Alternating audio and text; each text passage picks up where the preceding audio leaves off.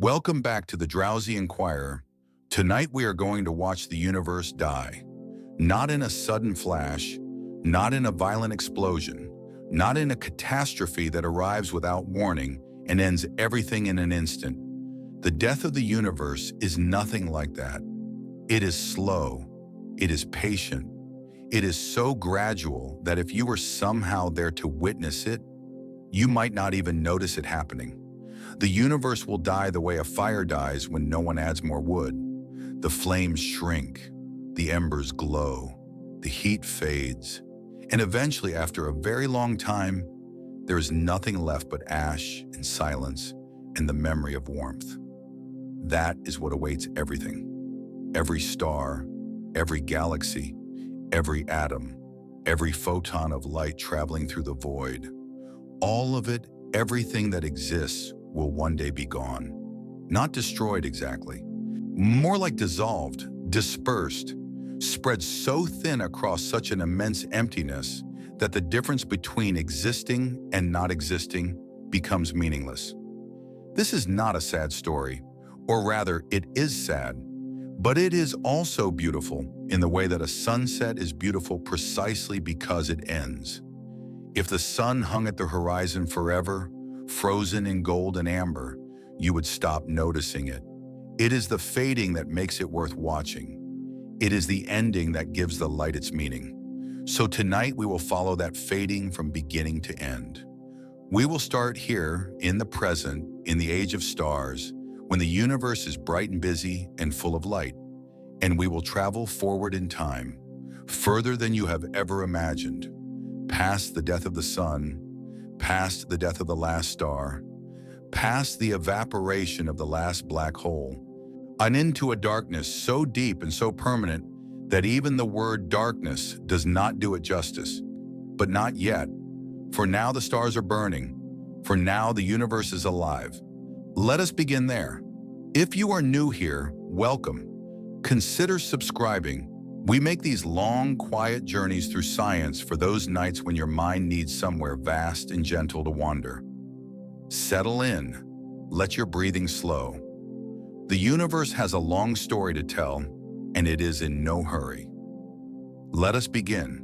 We are living in the age of stars. Right now, at this very moment, the universe is 13.8 billion years old.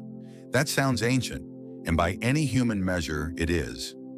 13.8 billion years is roughly 3 times the age of the Earth, 1,000 times longer than the entire existence of the human species, and so far beyond the scale of a single human life that comparison becomes absurd.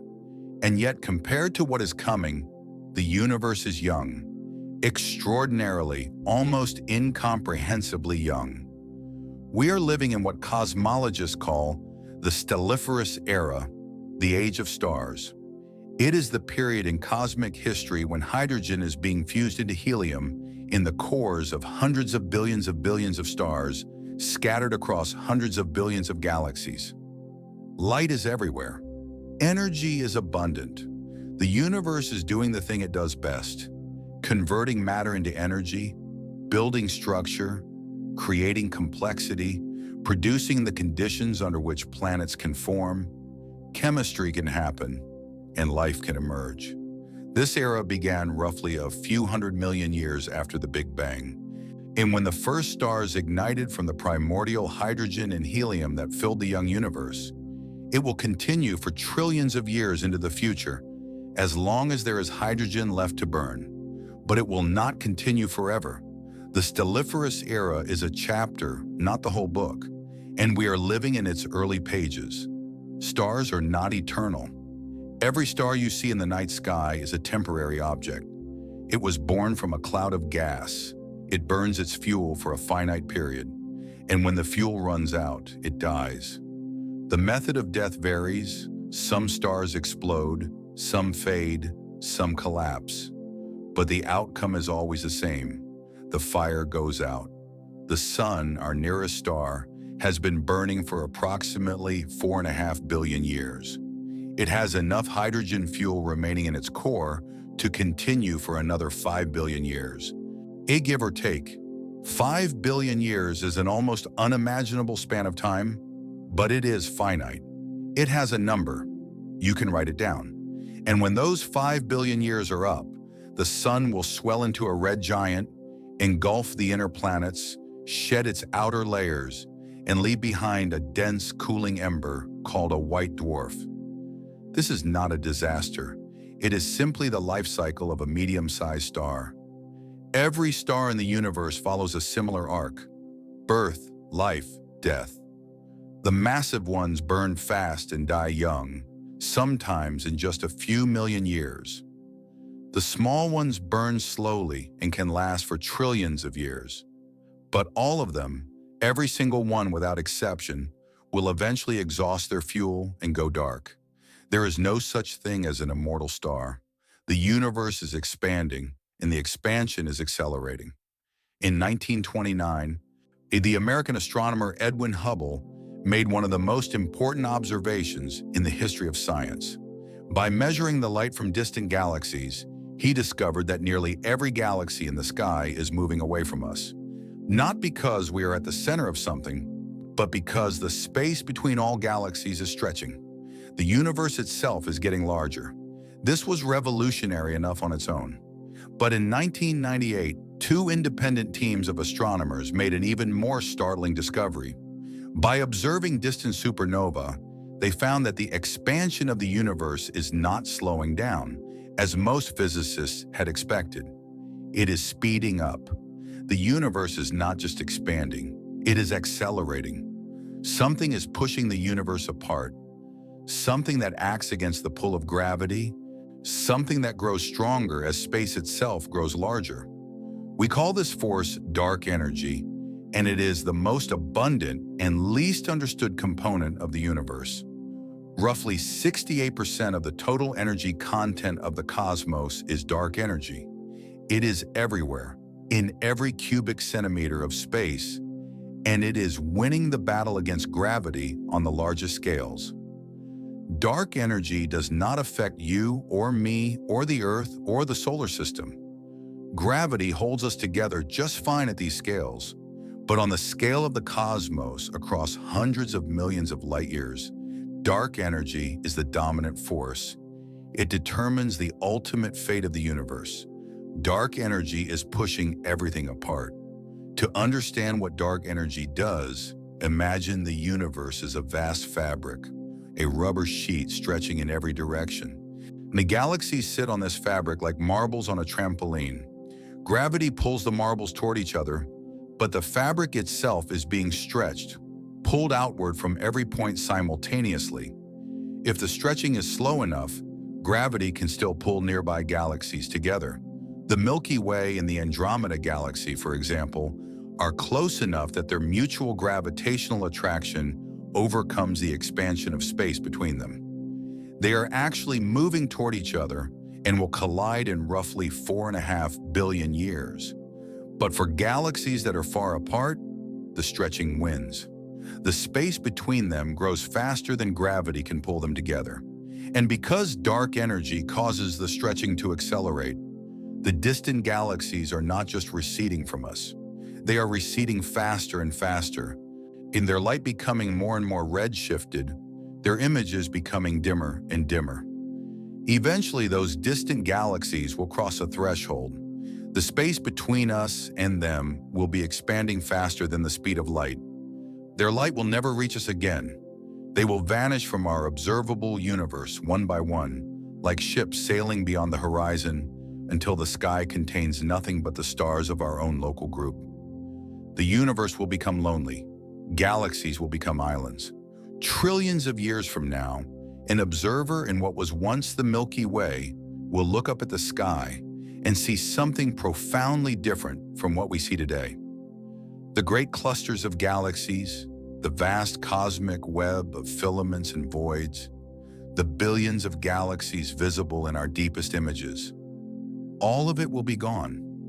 Not destroyed, but simply moved beyond the horizon of observation, carried away by the expansion of space to distances from which no signal can ever return. The local group of galaxies, the small cluster that includes the Milky Way, Andromeda, and a few dozen smaller galaxies will have merged into a single large elliptical galaxy. This merged galaxy will be an island in an otherwise empty observable universe. No other galaxies visible, no cosmic microwave background detectable, no evidence from observation alone that a Big Bang ever happened. A civilization arising in that far future galaxy would look out at the cosmos and see only their own stars surrounded by infinite, featureless darkness. They would have no way of knowing that the universe was once filled with hundreds of billions of galaxies, no way of discovering the expansion, no way of deducing that space itself was stretching. The evidence would be gone, red-shifted beyond detection, erased by time and distance. The universe will not just become darker, it will become unknowable. The information about its own history will be lost, not through any act of destruction, but simply through the patient, relentless expansion of space. The Milky Way and Andromeda will merge. Before the sky empties, one great event will unfold in our cosmic neighborhood. The Andromeda Galaxy, currently 2.5 million light-years away, is approaching the Milky Way at approximately 110 kilometers per second. In roughly 4.5 billion years, the two galaxies will meet. The collision will not be violent in the way you might imagine. Galaxies are mostly empty space. The distances between stars are so enormous that when two galaxies pass through each other, individual stellar collisions are extraordinarily rare. Instead, the merger will be a slow gravitational dance, lasting hundreds of millions of years, as the two spiral structures distort, stretch, and eventually blend into a single large elliptical galaxy. Astronomers have named this future galaxy Milkomeda, or sometimes Milkdromeda. It will be a vast, roughly spherical collection of stars, lacking the elegant spiral arms of either parent galaxy. New stars will still form from the gas reservoirs of both galaxies, but the merger will also trigger intense bursts of star formation that will use up much of the available gas relatively quickly. If the Earth still exists at that time, and it may, though the Sun will be nearing the end of its main sequence life, the night sky will be spectacular. During the merger, the sky will be filled with new star-forming regions, bright nebulae, and the distorted shapes of two galaxies in the process of becoming one. But this display is temporary. The burst of star formation will consume the remaining gas, and after it subsides, Milkomeda will settle into a quiet old age with a dwindling supply of fuel for new stars.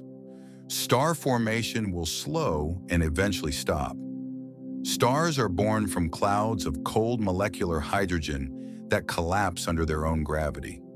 For a galaxy to keep making stars, it needs a supply of this cold gas. The Milky Way currently converts about 1 to 2 solar masses of gas into new stars every year. A modest but steady rate that has kept our galaxy populated with young, the bright stars for billions of years. But the supply is not infinite. Every star that forms removes gas from the reservoir. Some of that gas is returned when stars die, blown back into space by stellar winds and supernova explosions. But not all of it. Some is locked away in white dwarfs, neutron stars, and black holes, objects that do not return their mass to the interstellar medium. Over time, the galaxy slowly exhausts its raw material. After the Milky Way and Andromeda merge, the combined gas reservoir of Milkomeda will sustain star formation for perhaps another several tens of billions of years. But the rate will slow, the bursts will become less frequent. The star-forming regions will shrink and disappear. Eventually, the last cloud of hydrogen will collapse, the last star will ignite, and no more will follow. When star formation ceases, the countdown begins. No new stars means no replacement for the ones that are dying. The galaxy will grow dimmer, one star at a time, as its existing population ages and fades. This process takes an enormously long time, but it is inexorable. The lights are going out. Massive stars die first and most dramatically. The most luminous stars in the universe are also the most short-lived. A star 50 times the mass of the Sun burns through its hydrogen fuel in just a few million years, blazing with a luminosity hundreds of thousands of times greater than the Sun's. These stars live fast and die spectacularly. When a massive star exhausts the hydrogen in its core, it does not simply fade away. It begins fusing heavier elements: helium into carbon, carbon into oxygen, oxygen into silicon, toward each stage burning faster and faster. The final stage, the fusion of silicon into iron, lasts only about 1 day. Iron cannot release energy through fusion. The chain ends. The core collapses. In less than a second, the core implodes from a sphere the size of the Earth to a ball of neutrons just 20 kilometers across. The outer layers of the star, suddenly unsupported, crash inward and then rebound off the incompressible neutron core. The result is a supernova, an explosion so powerful that for a few weeks the dying star outshines its entire galaxy. The remnant left behind is either a neutron star, an object so dense that a teaspoon of its material would weigh 1 billion tons, or, if the original star was massive enough, a black hole, a region of space-time from which nothing, not even light, can escape. And these dramatic deaths are the first to occur as a galaxy ages. The massive stars burn out within millions of years, leaving behind their exotic remnants while the smaller, dimmer, more patient stars continue to burn. Sun-like stars become red giants, then white dwarfs. Stars like our Sun follow a gentler path to death. After roughly 10 billion years on the main sequence, a solar mass star exhausts the hydrogen in its core. The core contracts and heats up, and hydrogen fusion continues in a shell around the core. The outer layers of the star expand enormously, cooling as they stretch, turning the star into a red giant. A red giant is a magnificent and terrifying thing. When the Sun becomes a red giant in about 5 billion years, it will swell to a diameter roughly 100 times its current size, engulfing the orbits of Mercury and Venus, and possibly reaching the orbit of Earth. The surface will glow a deep orange-red, cooler than the Sun's current yellow-white, but the sheer size of the star will make it enormously luminous. The red giant phase lasts only a few 100 million years. Eventually, the outer layers are gently expelled into space, forming a beautiful expanding shell of gas called a planetary nebula. The hot core is left behind, exposed, a white dwarf about the size of the Earth, but with a mass close to that of the Sun. A white dwarf is the final state of most stars in the universe. It produces no new energy through fusion. It simply radiates away its stored heat, glowing white hot at first, then yellow, then orange, then red, growing dimmer and cooler over trillions of years. White dwarfs are embers that cool for trillions of years. A newly formed white dwarf has a surface temperature of over 100,000 degrees. It is small but intensely hot, shining with a blue-white light. Over time, it cools. There is no internal energy source to maintain its temperature. No fusion, no contraction. The white dwarf is simply a ball of crystallizing carbon and oxygen, radiating away the thermal energy it was born with. The cooling process is extraordinarily slow.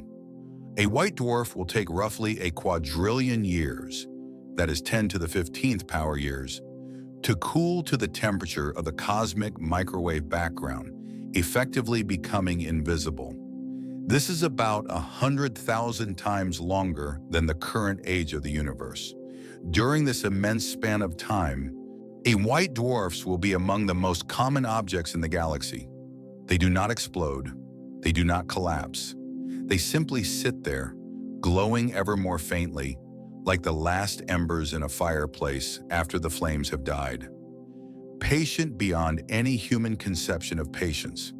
In the far future, When the last main sequence stars have burned out, white dwarfs will be the only objects still producing visible light, however faintly. They will be the twilight of the stelliferous era, the final glow before the darkness. Red dwarfs are the last stars standing. If you want to find the longest-lived stars in the universe, do not look for the brightest ones. Look for the dimmest.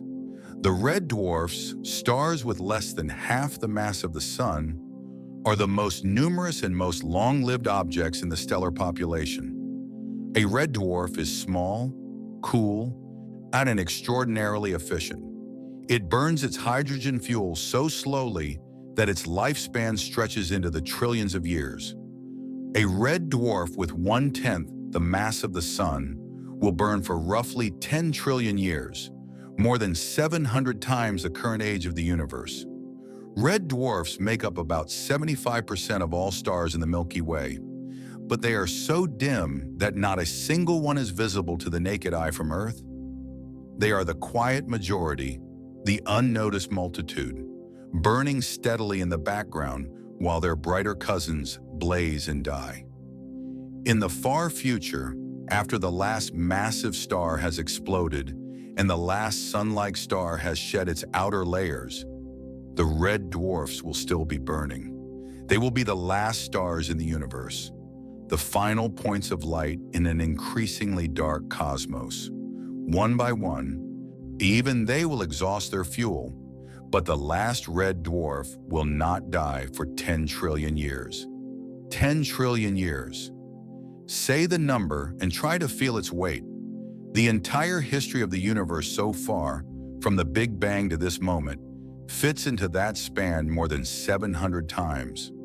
All of human history, all of Earth's history, all of the Sun's history, repeated 700 times over, and the last red dwarf would still be burning. The last red dwarf will burn for 10 trillion years. Let us stay with this for a moment. The last star in the universe. A small, dim, red object, perhaps 1/10 the mass of our Sun, orbited by whatever frozen worlds are left in its system. It has been burning since before most other stars were born, and it is still burning long after they are all gone. Around this last star, there is no galaxy in any recognizable sense.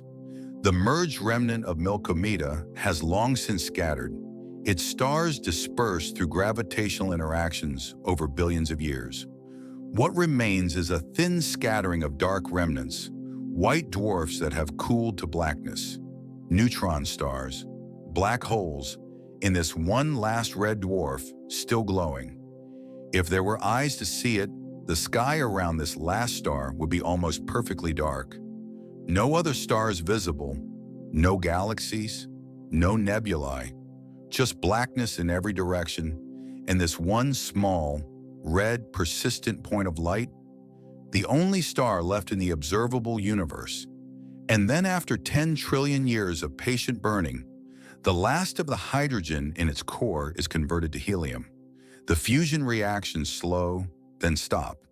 The star contracts slightly, cools, and begins its long transition to a white dwarf, and then, over further trillions of years, to a cold, dark, invisible object.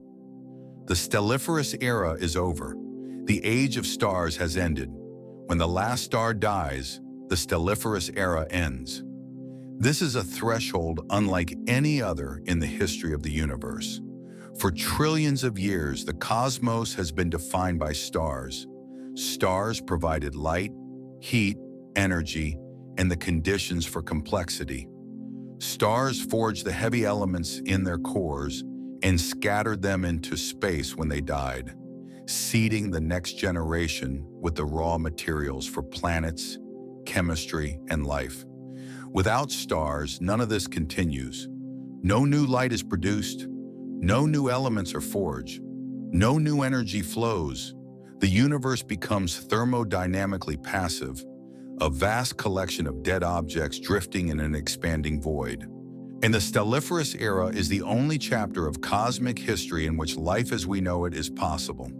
Before it, the universe was too hot and too uniform. After it, the universe will be too cold and too dark.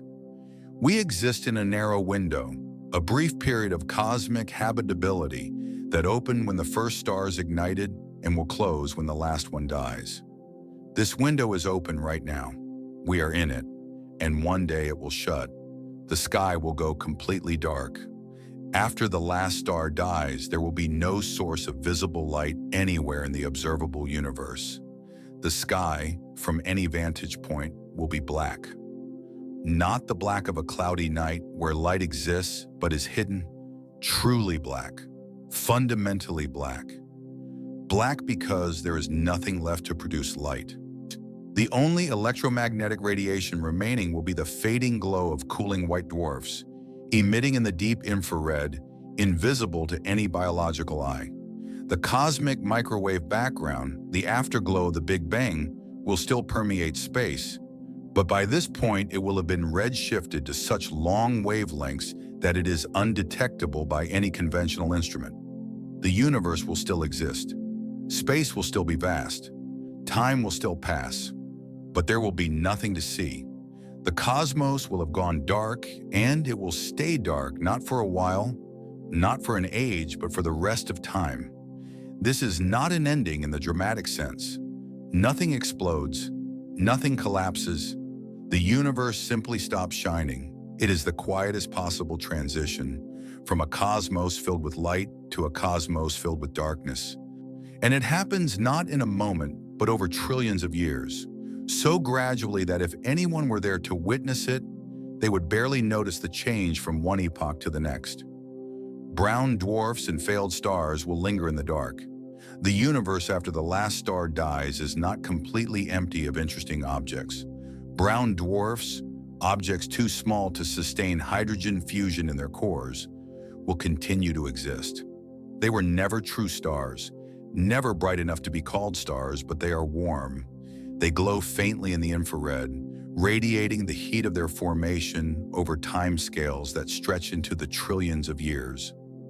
Brown dwarfs occupy a strange middle ground between stars and planets. They are typically between 13 and 80 times the mass of Jupiter, large enough to fuse deuterium, a heavy isotope of hydrogen, but not large enough to fuse ordinary hydrogen. They are dim, cool, and patient, and in the dark universe of the far future, they will be among the warmest objects remaining. Occasionally in this dark future, two brown dwarfs might collide and merge. If the combined mass is large enough to ignite hydrogen fusion, the merger could produce a brief, dim star, a temporary flicker of light in a universe that has otherwise gone dark. These merger-born stars would be rare and short-lived, but they represent the last possible way for the universe to produce starlight. Rogue planets will drift forever between dead stars. For every star in the galaxy, there may be several planets that are not bound to any star at all. These rogue planets were ejected from their birth systems by gravitational interactions, flung into interstellar space to wander alone. In the dark future, rogue planets will continue their endless journeys. Frozen solid, with no star to warm them, they will drift through the void at speeds of a few tens of kilometers per second, following paths shaped by the remnant gravitational field of the dead galaxy. Some of these worlds may be Earth-sized, some may be gas giants, some may still carry the geology of their formation, mountains and valleys and frozen oceans, all locked in eternal cold. They will pass through the darkness for timescales that dwarf the current age of the universe, never encountering another object, never receiving a photon of starlight, never being observed by anything. There is something deeply quiet about the image of a rogue planet drifting through an empty universe. It is not dramatic. It is not violent.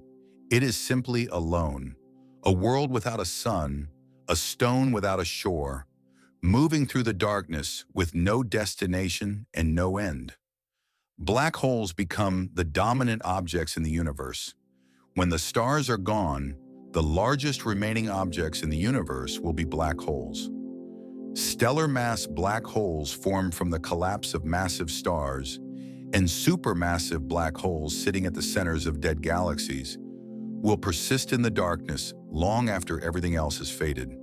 Black holes do not shine. They do not produce light or heat in any conventional sense. They are defined by absence, regions of space-time so warped by gravity that nothing that crosses their boundary, the event horizon, can ever return. In a dark universe, they are the darkest objects of all, but they are also the most massive. Now, the supermassive black holes at the centers of galaxies contain millions to billions of solar masses. They were built over cosmic time by the accumulation of gas, stars, and smaller black holes, and they will endure for timescales that make the age of stars seem momentary. In the far future, these black holes will be the anchors of a universe that has lost almost everything else. Dead stars and rogue planets will orbit them, slowly spiraling inward over immense timescales, eventually being consumed. The black holes will grow, but slowly, feeding on the remnants of a universe that no longer produces new material. For a very, very long time, the universe will be a place of black holes and darkness and almost nothing else. But even black holes are not eternal. For decades after their theoretical prediction, black holes were considered the ultimate endpoint. Objects so dense and so gravitationally powerful that nothing could escape them. Objects that would persist literally forever. They were the universe's final vaults, locking away matter and energy for eternity. Then in 1974, Stephen Hawking changed everything. Hawking was studying the quantum mechanical properties of the space around a black hole's event horizon. What he discovered was profoundly unexpected. The event horizon is not a quiet boundary. At the quantum level, it is a seething environment where pairs of virtual particles are constantly popping into existence and annihilating each other. Occasionally, one particle of a pair falls into the black hole while the other escapes. The escaping particle carries energy away from the black hole, and since energy and mass are equivalent, the black hole loses a tiny amount of mass with each escape particle. This process is called Hawking radiation, and it means that black holes are not permanent. They evaporate, slowly, almost unimaginably slowly, but inevitably. Every black hole in the universe is radiating, losing mass particle by particle, shrinking by an amount so small that it is utterly undetectable with any technology we possess. But given enough time, and in the far future there is nothing but time, even the most massive black holes will evaporate completely. Black holes are not vaults. They are ice cubes. They are just melting very, very slowly. Hawking radiation is unimaginably slow. And to appreciate how slow Hawking radiation is, consider a black hole with the mass of our sun. Such a black hole would have an event horizon about 6 kilometers across, a tiny object by cosmic standards. Its Hawking temperature, the effective temperature of its radiation, would be approximately 60 billionths of a degree above absolute zero. This is far colder than the current cosmic microwave background, which means the black hole is actually absorbing more energy from the universe than it is radiating. It is growing, not shrinking. Only when the cosmic microwave background cools below the Hawking temperature of the black hole will evaporation begin in earnest. For a solar mass black hole, this will not happen for an incomprehensibly long time. Once evaporation does begin, the timescale for complete evaporation is staggering. A black hole with the mass of the sun would take approximately 10 to the power of 67 years to evaporate. That is a 1 followed by 67 zeros. To put this in perspective, the current age of the universe is about 10 to the power of 10 years. The evaporation time for a single solar mass black hole is 10 to the 57th power times longer than the current age of the universe. For supermassive black holes, the numbers become even more extreme. A black hole with a mass of 10 billion suns, comparable to the largest known black holes, would take approximately 10 to the power of 100 years to evaporate. That is a Google years. 1 followed by 100 zeros. These numbers are beyond comprehension. They are beyond analogy. There is no way to make them feel real because they are not real in any human sense. If they are mathematical, abstract, true but unfathomable, all we can do is accept them and understand what they imply. Black holes will evaporate. It will just take longer than almost anything else in the universe. The largest black holes will be the last objects to exist. In the hierarchy of cosmic longevity, supermassive black holes sit at the very top. They will outlast every star, every planet, every white dwarf, every neutron star. They will exist in a universe that has long since lost everything else, sitting alone in the darkness like monuments in an abandoned city. During the black hole era, as cosmologists call it, these objects will be the only significant concentrations of mass remaining. Everything else will have been dispersed, decayed, or consumed. The universe will be a vast, dark, cold space containing scattered supermassive black holes, each one slowly evaporating through Hawking radiation, each one slightly smaller today than it was yesterday. If patience had a physical form, it would look like this: a black hole sitting in absolute darkness, radiating particles at a temperature barely distinguishable from absolute zero, losing mass at a rate so slow that trillions of years pass between measurable changes. This is the universe at its most minimal, stripped down to its most fundamental objects, waiting out an eternity. A black hole's final moment is a flash of light. As a black hole evaporates, it gets smaller. As it gets smaller, its Hawking temperature increases. As its temperature increases, it radiates faster. This creates a runaway process. The smaller the black hole gets, the faster it evaporates. And the faster it evaporates, the smaller it gets. In the final moments of a black hole's life, this acceleration becomes extreme. The last remnants of mass are radiated away in an increasingly intense burst of particles and energy. The temperature skyrockets, the radiation output climbs, and in the very last instant, the remaining mass is converted entirely into energy in a final flash. This final flash is not gentle. For a brief moment, it is brilliant. A burst of gamma rays and high-energy particles erupting from a point in space where, just moments before, a black hole had existed for longer than the stars. Then it is over. The black hole is gone. The energy disperses into the surrounding void, absorbed by the infinite emptiness. In the far future, these final flashes will be among the last energetic events in the universe. Each one marks the end of an object that has existed for a Google years, the closing of an account that was open when a massive star collapsed billions upon billions of years before. Each flash is a full stop at the end of an inconceivably long sentence, and then silence. After the last black hole, nothing large remains. When the last supermassive black hole evaporates, the universe will contain no large objects of any kind. No stars, no planets, no white dwarfs, no neutron stars, no black holes. Nothing you could see, touch, or stand on. Nothing with a surface, a boundary, or a gravitational field strong enough to hold anything in orbit.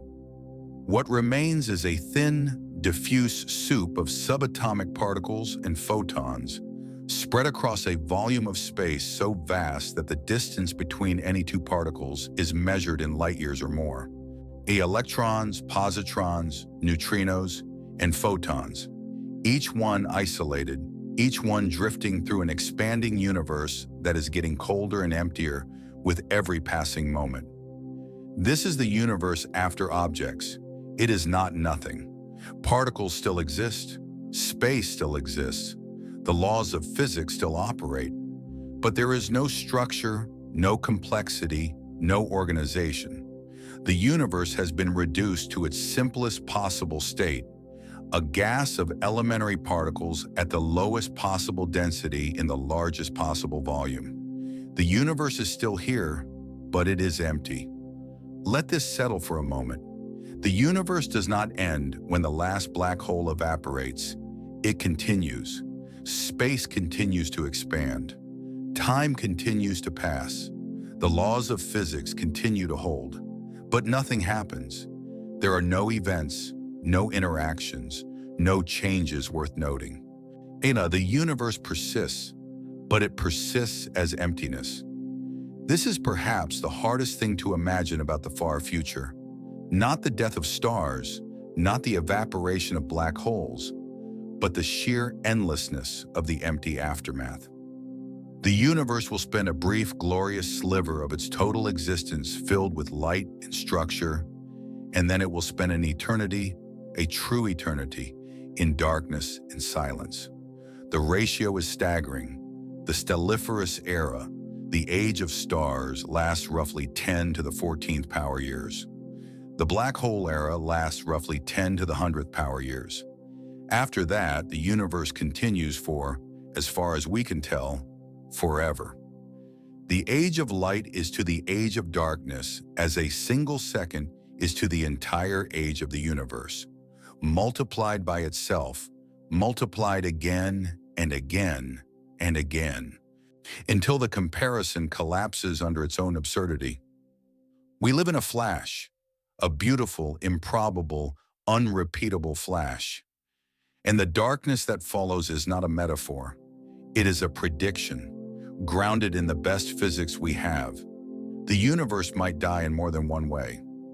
Everything we have described so far, the death of stars, the evaporation of black holes, the slow fade into emptiness, is based on the assumption that the universe continues expanding at an accelerating rate driven by a constant dark energy.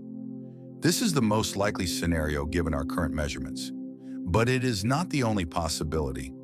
Physicists have proposed several alternative endings for the universe, each depending on the precise nature of dark energy, the stability of fundamental fields, and aspects of physics we have not yet fully understood. The universe's death certificate has not been written.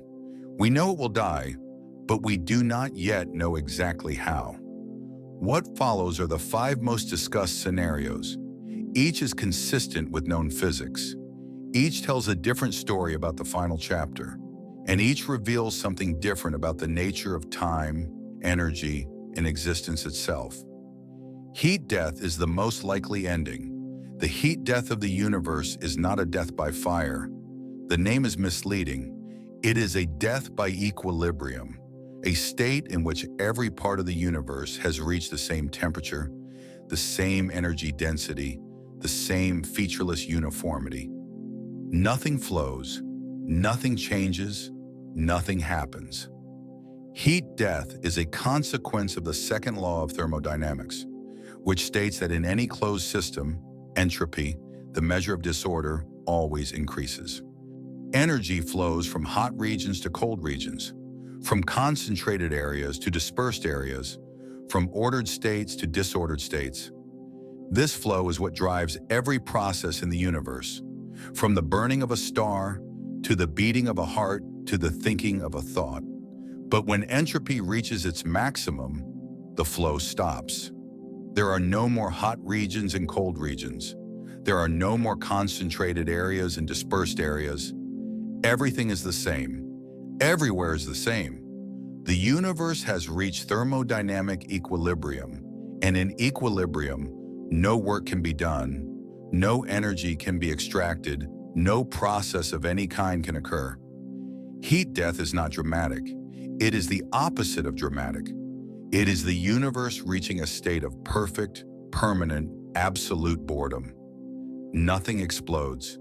Nothing collapses. The universe simply stops being interesting, and it stays that way forever. Entropy always increases, and this is the arrow of time. The second law of thermodynamics is often called the arrow of time because it gives time a direction. In a universe where entropy increases, the past is different from the future. The past had lower entropy, more order, more structure, more potential. The future has higher entropy, More disorder, less structure, less potential. This is why time feels like it moves in one direction. You remember the past but not the future. Eggs break but do not unbreak. Ice melts in warm water, but warm water does not spontaneously form ice cubes. These everyday observations are all manifestations of the second law. The universe moving from lower entropy to higher entropy, from order toward disorder. In the far future, when the universe has reached maximum entropy, this arrow dissolves. With no entropy gradient, there is no thermodynamic distinction between past and future. Events, if any could occur, would be equally likely to run in either direction. Time would lose its meaning, not because it stops, but because there is nothing left for it to measure. The clock still ticks, but nothing changes between one tick and the next. In heat death, time becomes meaningless. Imagine a universe in which nothing has happened for 1 billion years. Nothing has moved. Nothing has changed state. No particle has interacted with any other particle. Now imagine that another 1 billion years pass, and another, and another.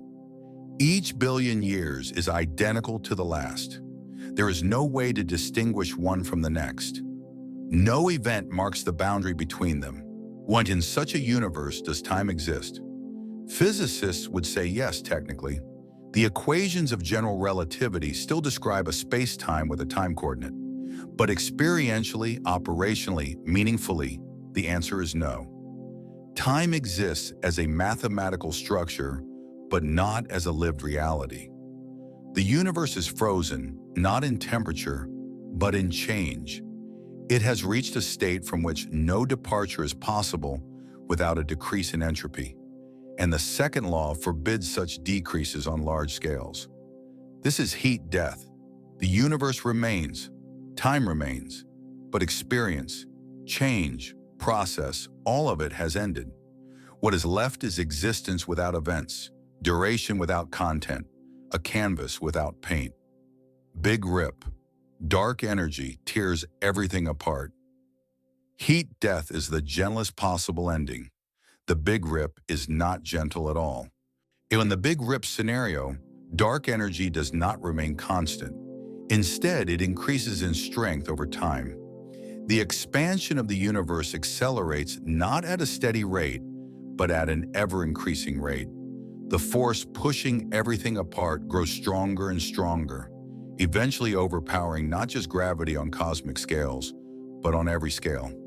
The timeline of a big rip, if it were to occur, would unfold in stages. First, clusters of galaxies would be torn apart, their galaxies flung away from each other faster than gravity could hold them. Then individual galaxies would be disrupted, their stars scattered. Then star systems would be destroyed, planets ripped from their orbits. Then planets themselves would be shredded, their material dispersed. Then atoms would be torn apart, electrons stripped from nuclei. And finally, in the last fraction of a second, the fabric of space-time itself would be ripped apart at every point simultaneously. The big rip is the universe destroying itself at every scale, from the cosmic to the subatomic, in a finite time. It is the most violent possible ending, and it is mercifully unlikely given current measurements of dark energy, but it is not ruled out. The nature of dark energy is still poorly understood, and small changes in its equation of state could shift the universe from a gentle heat death to a catastrophic rip. Big crunch. The universe collapses back on itself. If dark energy were to weaken or reverse, gravity could eventually halt the expansion of the universe and begin pulling everything back together. The universe would contract, slowly at first, then faster and faster, as all the matter and energy in the cosmos fell inward toward a single point. This is the big crunch, the time reverse of the Big Bang. Galaxies that had been flying apart for billions of years would begin approaching each other. The cosmic microwave background would blue shift, growing hotter. The sky would grow brighter. Eventually, galaxies would merge. Stars would collide, and the temperature would rise to levels not seen since the first moments after the Big Bang. In the final moments, all matter and energy would be compressed into a singularity of infinite density, a point where the known laws of physics break down. What happens at or beyond the singularity is unknown. The equations of general relativity produce infinities, which usually means the theory has reached its limit and a more complete theory, perhaps a theory of quantum gravity, is needed.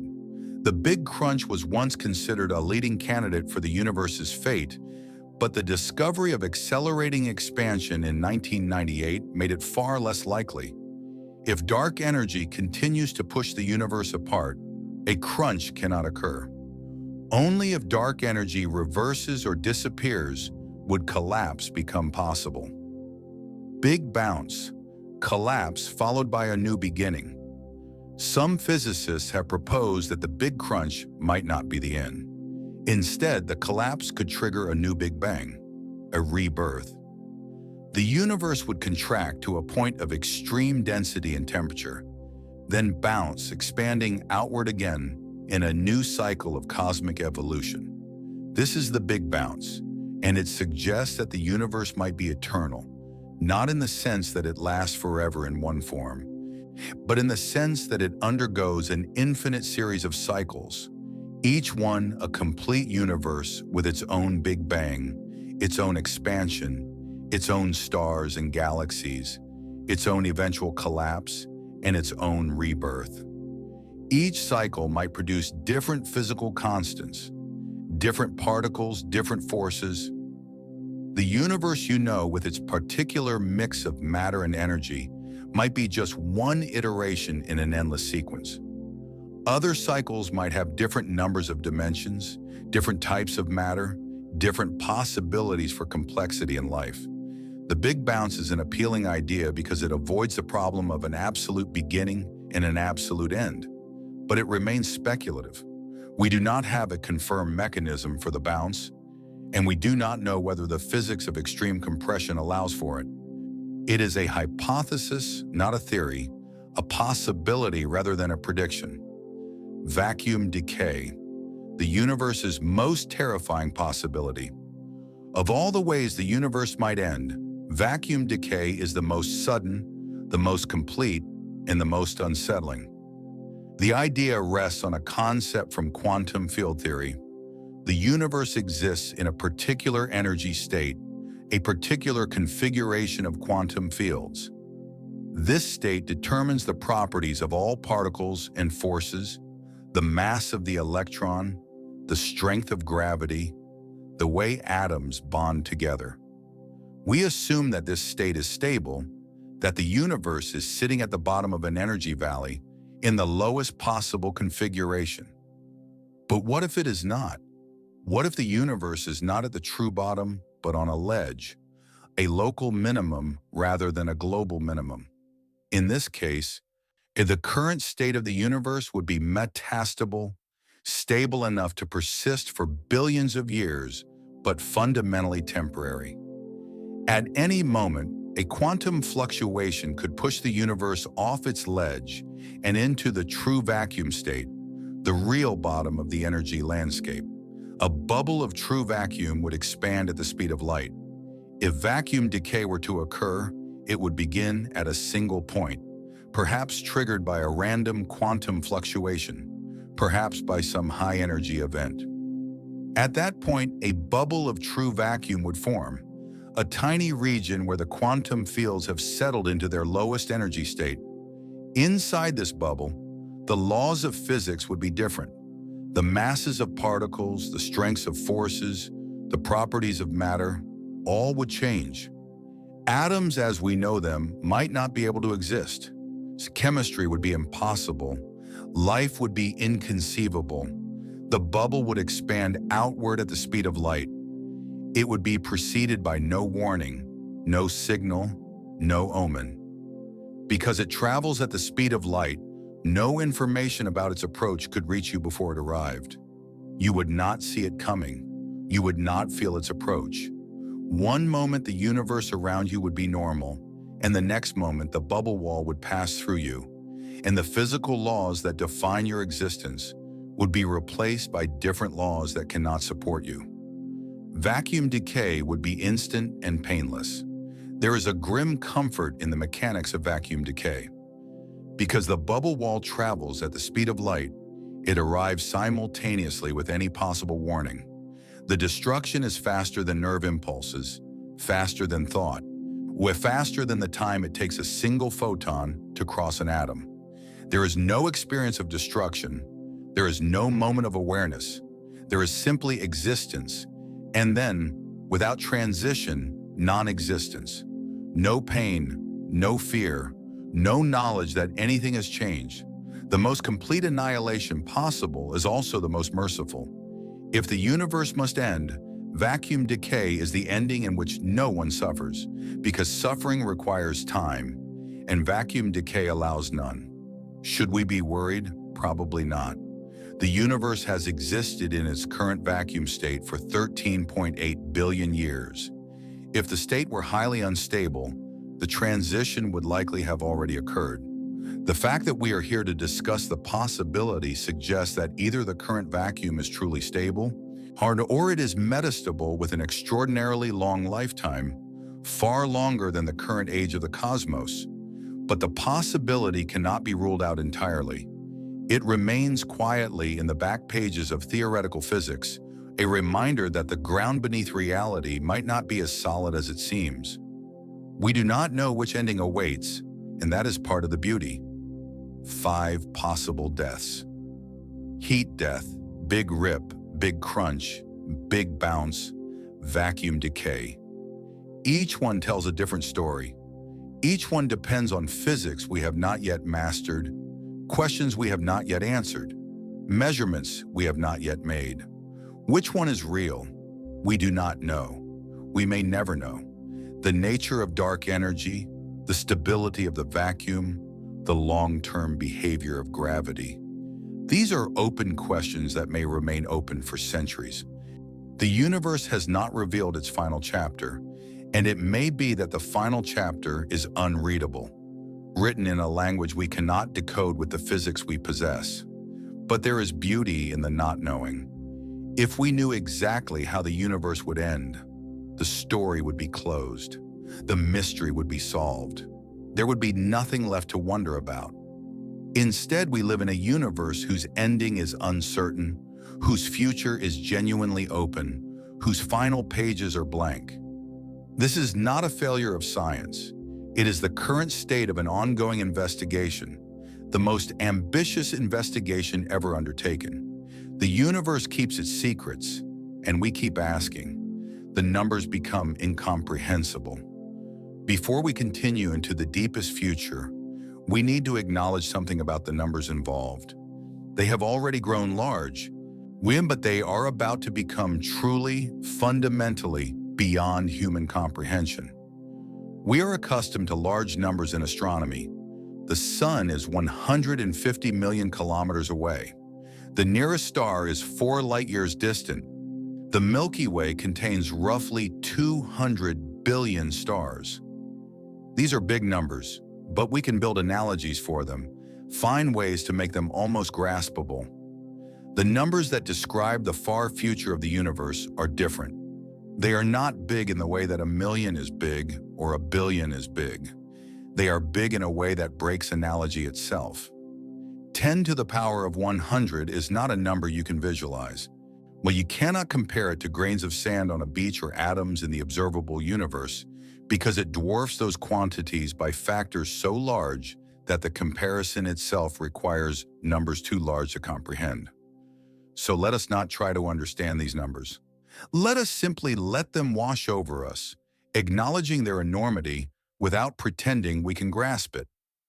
The universe operates on scales that are not meant for human intuition. That is not a flaw in our minds. It is a feature of reality. 10 trillion years. The last star dies. 10 to the 13th power years, 10 trillion. This is when the last red dwarf exhausts its hydrogen fuel and fades to darkness. The stelliferous era ends. No more visible light from any natural source anywhere in the observable universe. To reach this moment from now, And you would need to multiply the current age of the universe by approximately 700. Everything that has ever happened, the Big Bang, the formation of the first galaxies, the birth and death of billions of stars, the entire history of Earth, the evolution of life, the rise and fall of civilizations, all of it fits into 1/700th of the time between now and the death of the last star. After this point, the universe enters the degenerate era, a period dominated by the cooling remnants of dead stars, white dwarfs slowly fading to black, neutron stars spinning down, brown dwarfs radiating the last of their heat. The universe is dark, but it is not yet empty. Objects still exist. Gravity still holds structures together, however loosely. There are still things in the universe, even if they are no longer shining. 10 to the power of 40 years. Protons might decay. We have now traveled so far into the future that stars are a distant memory, relics of an era that ended trillions of years ago. White dwarfs have cooled to blackness. Neutron stars have stopped spinning. The universe is dark and cold, populated only by dead remnants and black holes. But matter still exists. Atoms still hold together. The protons and neutrons in every remaining object, every cold iron white dwarf, every frozen rogue planet, every drifting chunk of rock, are still intact. Matter persists. Or does it? Some of the most ambitious theories in physics, the grand unified theories that attempt to merge the strong, weak, and electromagnetic forces into a single framework, predict that protons are not truly stable. They are incredibly long-lived, but not immortal. While given enough time, a proton will spontaneously decay, breaking apart into lighter particles, positrons, and neutral pions, which themselves quickly decay into photons and neutrinos. The predicted half-life of the proton varies between models, but typical estimates range from 10 to the 34th power to 10 to the 41st power years. These numbers are so large that proton decay has never been observed directly, despite decades of dedicated experiments. But the experiments have not ruled it out either. They have only pushed the lower bound higher, confirming that if protons do decay, they do so extraordinarily rarely. If proton decay is real, then at around 10 to the 40th power years, the process begins to matter. Not because it happens quickly, but because enough time has passed for even the most improbable events to accumulate. If protons decay, all matter eventually dissolves. Imagine a cold, dead white dwarf drifting through the darkness. It is a sphere of crystallized carbon and oxygen, roughly the mass of the sun compressed into the size of the Earth. It has been cooling for quadrillions of years. It emits no light. It is, to any observer, simply a dark, dense, cold object. But inside it, protons are decaying. One by one, at random intervals separated by unimaginable stretches of time, individual protons within the carbon and oxygen nuclei spontaneously break apart. Each decay releases a tiny amount of energy, a positron and photons that are absorbed by the surrounding material, warming it imperceptibly. Over time scales of 10 to the 37th or 10 to the 40th power years, enough protons decay that the white dwarf begins to lose mass. Its structure weakens. Atoms that once formed a rigid crystalline lattice are losing their nuclei, dissolving from within. The white dwarf does not explode or collapse. It simply erodes, atom by atom, proton by proton, gradually converting its solid matter into a thin mist of radiation and leptons. The same process happens to everything made of ordinary matter. Neutron stars, rogue planets, asteroids, dust grains. Every piece of solid matter in the universe is slowly, imperceptibly dissolving. The process is so slow that it is utterly undetectable on any human timescale. But in the deep future, it is inexorable. Matter itself has an expiration date. Even if protons are stable, A cold quantum tunneling will destroy matter. Suppose protons do not decay. Suppose the grand unified theories are wrong and protons are truly, absolutely stable. Does matter survive forever in that case?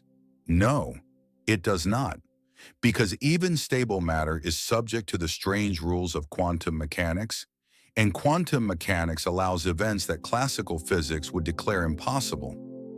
Quantum tunneling is the process by which a particle can pass through an energy barrier that it does not have enough energy to climb over. In classical physics, a ball rolling toward a hill will stop and roll back if it does not have enough kinetic energy to reach the top. In quantum mechanics, there is a small but non-zero probability that the ball will simply appear on the other side of the hill, having tunneled through it. And this probability is vanishingly small for macroscopic objects, but it is not zero. And in the deep future, where time is essentially unlimited, events with vanishingly small probabilities become certainties. Given enough time, quantum tunneling will rearrange the atoms in any solid object. A cold iron white dwarf will, through an incomprehensibly slow series of quantum tunneling events, gradually convert its iron nuclei into the most stable possible nuclear configuration. Over even longer timescales, the entire object could quantum tunnel into a small black hole, which would then evaporate through Hawking radiation. The timescales for these processes are beyond anything we have discussed so far. Few estimates suggest that quantum tunneling could convert a cold, white dwarf into a black hole in roughly 10 to the power of 10 to the 76 power years. That is not 10 to the 76 power. That is 10 to the 10 to the 76 power, a number so large that writing it out in standard notation would require more digits than there are particles in the observable universe. Nothing solid survives deep time. This is one of the most profound lessons of far future cosmology. Nothing lasts, not stars, not planets, not atoms, not protons, not even the seemingly indestructible remnants of dead stars. Given enough time, every structure in the universe will be dismantled, either by proton decay, by quantum tunneling, by Hawking radiation, or by the slow grinding of entropy. Permanence is an illusion created by the shortness of human life. We look at a mountain and think it is permanent because it has existed for millions of years and will exist for millions more. But millions of years is nothing. Billions of years is nothing. Even trillions of years is nothing compared to the timescales on which the universe operates in its deep future. The diamond on a ring, the granite of a mountain, the iron core of the earth, all of it is temporary. All of it is passing through a brief phase of structural integrity before the patient forces of physics take it apart. Particle by particle, quantum event by quantum event, until nothing solid remains anywhere in the cosmos. This is not a tragedy. It is simply the nature of a universe governed by the laws of thermodynamics and quantum mechanics. And those laws are beautiful and precise and impartial. They do not care about permanence. They care about probability. And the most probable state of matter, given infinite time, is dissolution. 10 to the power of 67, stellar black holes evaporate. We have now entered a realm of time so deep that the numbers themselves resist comprehension. 10 to the 67th power years. This is when black holes with roughly the mass of the sun complete their evaporation through Hawking radiation. For the entire duration of this inconceivable span, these black holes have been sitting in the darkness, radiating at temperatures barely above absolute zero, losing mass at a rate so slow that the change is undetectable across billions of years. But the process is cumulative. Particle by particle, the black hole shrinks. Its event horizon contracts. Its temperature rises imperceptibly at first, then slightly faster, then faster still. And at the end, in the final moments we described earlier, the remaining mass is released in a burst of energy, a flash in the darkness, then nothing. These flashes are the last fireworks of the stellar era, the final echoes of stars that collapsed into black holes when the universe was young and bright. Each flash is a farewell to an object that was born in the violence of a supernova and has spent an eternity quietly evaporating in the dark. After these flashes, only the supermassive black holes remain, the last giants, the final monuments. 10 to the power of 100. The last supermassive black hole dies. A Google years, one followed by 100 zeros. Well, this is the time scale for the evaporation of the largest black holes in the universe. The supermassive objects that once anchored galaxies, that once powered quasars and blazars, that once swallowed stars and gas and light with an appetite that seemed infinite. Now, after a Google years of patient evaporation, the last of them is gone. Its final flash of Hawking radiation disperses into the void, the energy absorbed by the infinite emptiness of expanding space. Where there was once an object containing the mass of billions of suns, there is now nothing. Just space, just cold, just silence. This is the end of the black hole era. After this, the universe contains no macroscopic objects of any kind. No structures, no concentrations of mass, no gravitational anchors. The universe is, for the first time, truly and completely empty in any meaningful sense. What remains are scattered elementary particles, mostly photons and neutrinos, drifting through a space that continues to expand, their wavelengths stretching, their energies declining, their mutual distances growing. The universe is approaching its final state. Heat death is not hot. It is the coldest possible state. The name heat death is one of the great misnomers in science.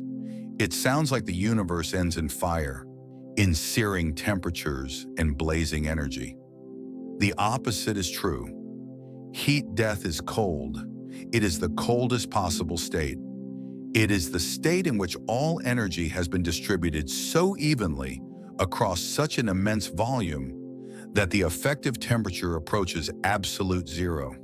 And the word heat in heat death refers not to high temperature, but to the thermodynamic concept of heat as energy in transit. In heat death, there is no heat in transit. No energy flows from one region to another because all regions are at the same temperature. No work can be extracted from the uniform energy distribution because work requires a temperature difference, and there are no temperature differences left. The universe at heat death is not a furnace. It is a frozen lake of energy, perfectly smooth, perfectly uniform, perfectly still. Nothing moves across its surface because there is no gradient to drive motion. Nothing changes because change requires energy flow, and there is no flow. The universe is in thermodynamic equilibrium, and equilibrium is the end of all process. In heat death, entropy is at maximum.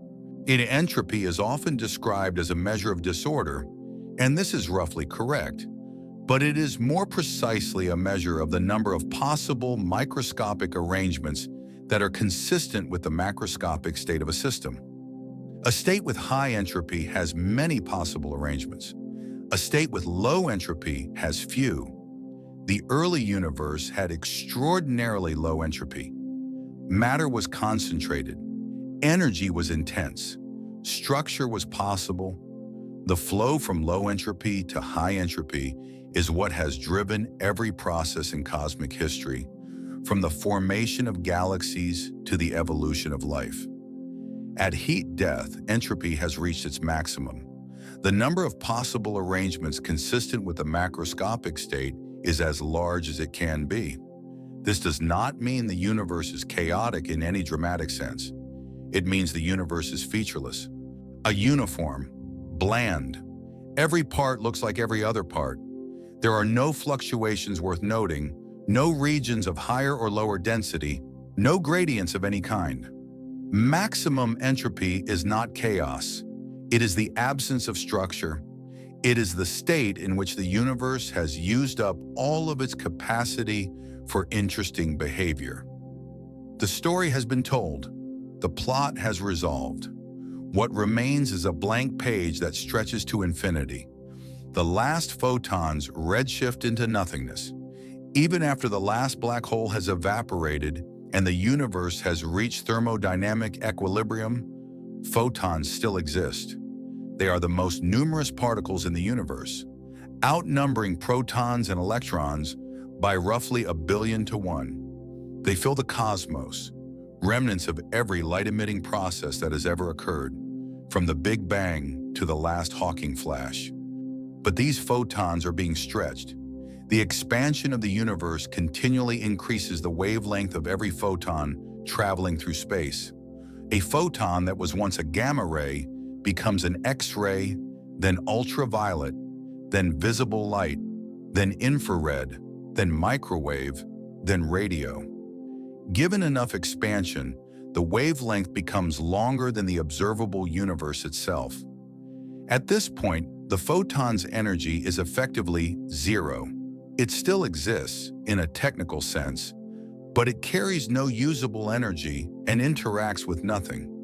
It is a ghost, a mathematical entity rather than a physical presence, stretching across a universe that has forgotten it. The last photons do not disappear. They simply become irrelevant. Their wavelengths grow until they are larger than any meaningful scale.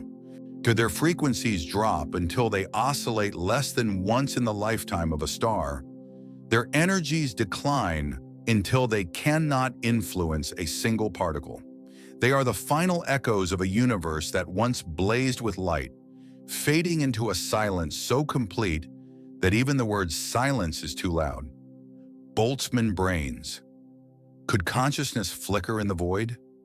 In an infinite future, with infinite time and infinite space, even the most improbable events become not just possible, but inevitable. This leads to one of the strangest and most unsettling ideas in cosmology, the Boltzmann brain. Named after the 19th century physicist Ludwig Boltzmann, the concept is simple in principle and disturbing in implication.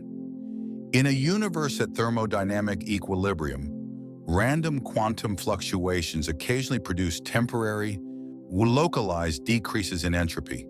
These fluctuations are usually tiny and meaningless, a few particles briefly arranging themselves in an unusual pattern before dissolving back into randomness. But given truly infinite time, larger fluctuations become possible. A fluctuation could, in principle, assemble a functioning brain, complete with false memories, sensory impressions, and a momentary sense of consciousness out of the random motion of particles. This brain would flicker into existence, experience a single moment of awareness, and then dissolve back into the void. The Boltzmann brain is not a prediction in the practical sense. The timescale for such a fluctuation is so immense that it dwarfs even the Google year evaporation time of supermassive black holes. But in a universe with infinite time, probability guarantees it. The question is not whether it will happen, but whether it matters, and what it means for our understanding of consciousness, existence, and the nature of experience. It is a thought to hold lightly, not to fear, not to dwell on, but to marvel at. Even in the emptiest possible universe, the laws of physics contain within them the possibility of awareness, however brief, however isolated, however improbable. The universe never fully loses its capacity to surprise. Poincaré recurrence, given enough time. Could it all happen again? There is one more idea from the mathematics of deep time that deserves mention, not because it is likely to be physically meaningful, but because it reveals the vertigo-inducing implications of infinite duration. In 1890, whilst the French mathematician Henri Poincaré proved a theorem about dynamical systems. It states that a system with a finite number of states, given enough time, will return arbitrarily close to any previous state. In other words, if you wait long enough, the system will almost repeat itself. Applied to the universe, this suggests that given enough time, the random motions of particles could, in principle, reassemble a state resembling the current universe. Stars could form again. Galaxies could appear. The conditions for life could reemerge. Everything we see around us could, given unimaginable stretches of time, happen again. The time scale for a Poincare recurrence of the observable universe has been estimated at 10 to the power of 10 to the power of 10 to the power of 56 years. This number is so large that it makes a Google look like zero. It is a number that exists only in mathematics, with no connection to physical experience or measurement. Should we take comfort in the idea that the universe might repeat? Perhaps not. The recurrence is statistical, not guaranteed. The universe that reemerges would not be identical, only arbitrarily similar. And the timescale is so far beyond anything meaningful that the concept exists more as a mathematical curiosity than as a physical prediction. But it is beautiful in its way. The idea that the laws of physics contain within them the seeds of endless renewal, that even after the deepest possible darkness, the equations still permit light. Whether that light ever actually returns is a question the universe has not yet answered. Oh, the universe does not owe us a dramatic ending. We are storytellers. We crave narrative. We want beginnings, middles, and ends. We want the climax, the resolution, the final scene that ties everything together. We want the universe to end with a bang, or a whimper, or a revelation, something that gives meaning to everything that came before. The universe does not care about our narrative needs. Its most likely ending is not dramatic. It is not poetic. It is not satisfying. It is heat death, the slow, patient, inevitable dispersal of all energy into a uniform, featureless void. No explosion, no collapse, no rebirth, just equilibrium, just silence, just an emptiness so vast and so permanent that the word forever barely begins to describe it. This is perhaps the hardest thing to accept about the far future. Not that the universe ends, but that it ends without meaning. The ending does not comment on the story. It does not reward the good or punish the wicked. It does not preserve the beautiful or memorialize the significant. It simply happens, the way entropy happens, the way time passes, the way heat flows from hot to cold. The universe's ending is not a statement. It is a process, and the process has no opinion about what it destroys. But right now the stars are burning. Let us return. We have traveled an inconceivable distance into the future.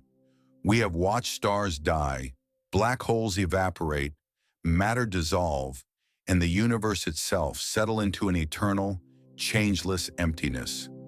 We have seen the last photon stretched into meaninglessness and the last structure dismantled by the patient forces of entropy and quantum mechanics. And now let us come back. Back through the Google years, back through the trillions, back through the billions, back to now, back to this moment, this night, this breath. Right now the stars are burning, hundreds of billions of them, in this galaxy alone. They are fusing hydrogen into helium, releasing energy as photons that travel for years, centuries, millennia, before reaching the eyes of someone looking up at the night sky. The universe is bright, it is warm, it is active, it is doing the thing it will one day stop doing.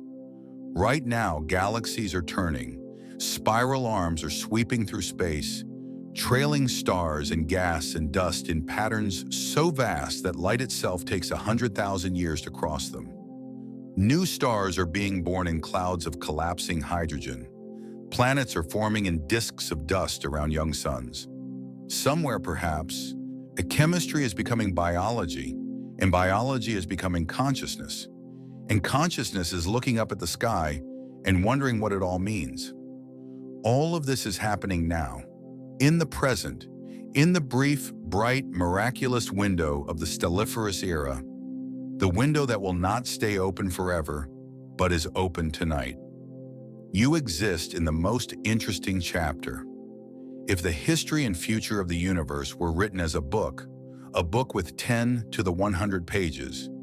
You would find us in the first few lines of the first page.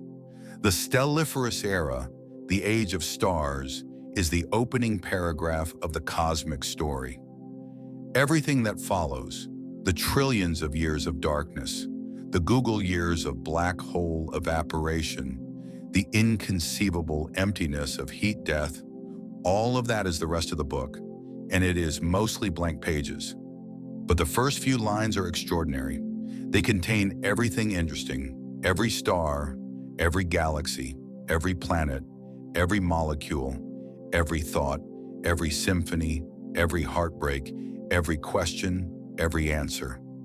All of it is concentrated in this vanishingly small sliver of cosmic time. You did not choose to exist in this era. No one did.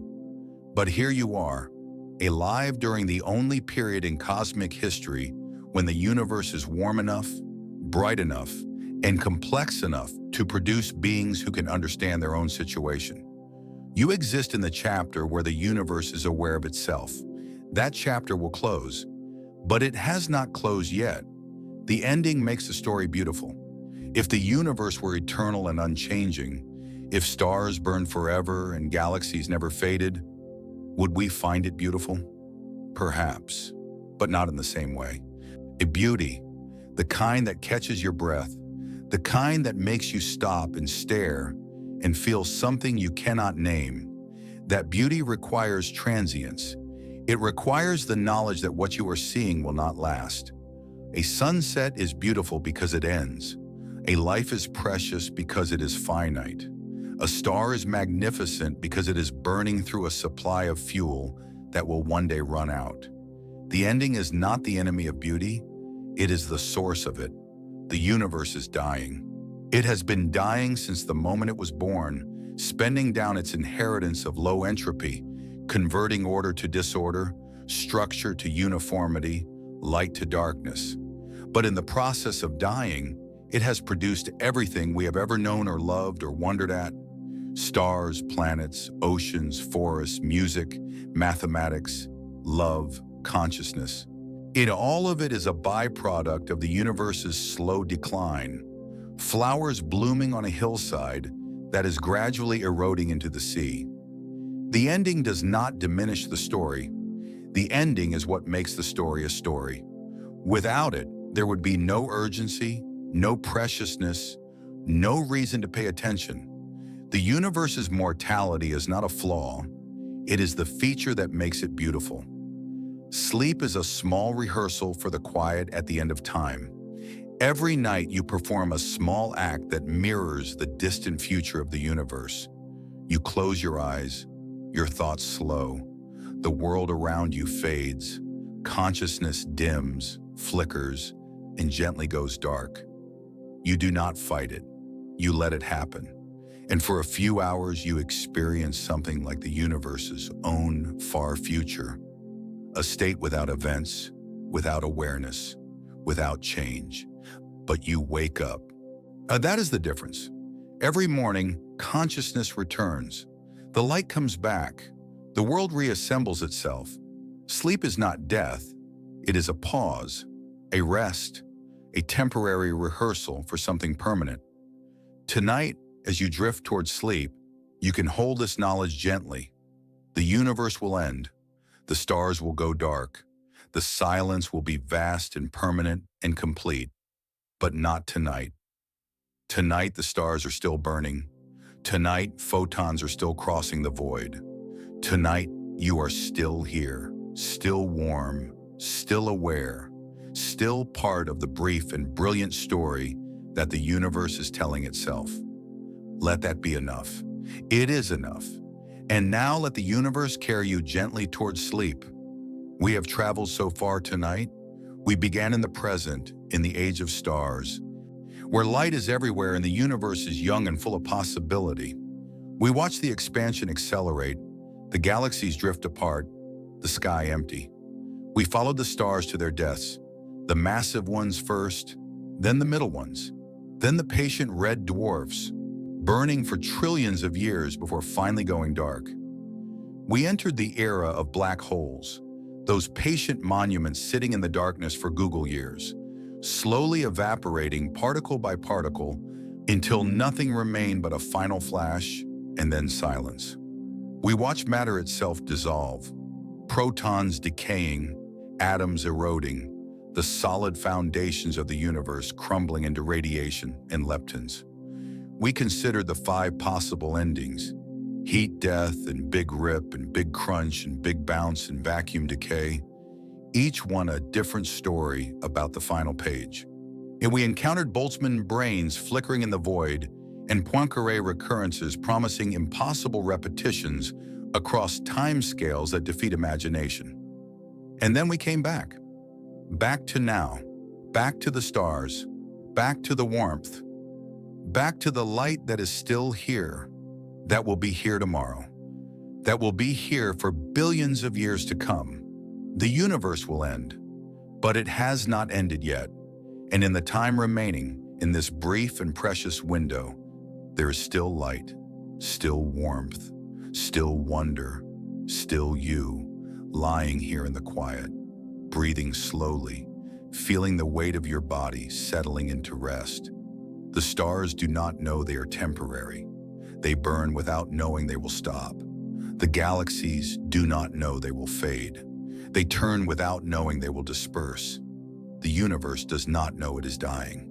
It simply does what it does, converting energy, building structure, producing light, and it will continue doing so for longer than any mind can measure.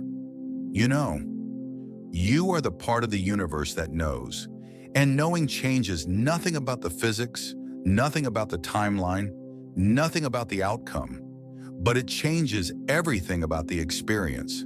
Because a sunset watched is different from a sunset unseen. A story heard is different from a story untold.